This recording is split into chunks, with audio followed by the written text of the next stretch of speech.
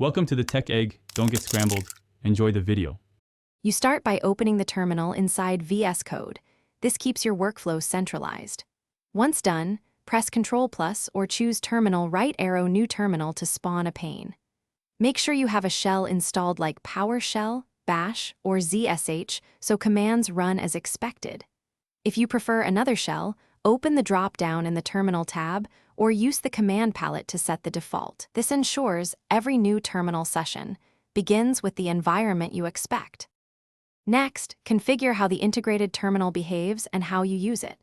You can split panes, create new instances, or kill a session with the toolbar icons or shortcuts to manage parallel tasks. Once configured, use environment variables and the $workspace folder token to run scripts consistently across machines. You can also run VS Code tasks and attach debuggers to the terminal session, which streamlines build test debug cycles. Make sure to persist settings in Settings. JSON for repeatable behavior.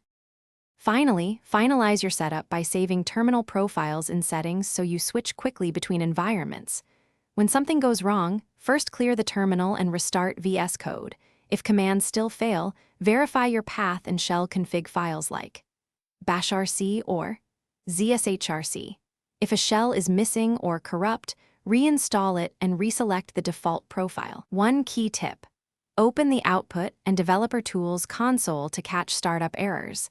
This often reveals missing executables or permissions. Thanks for watching. Consider subscribing if I helped unscramble your problems.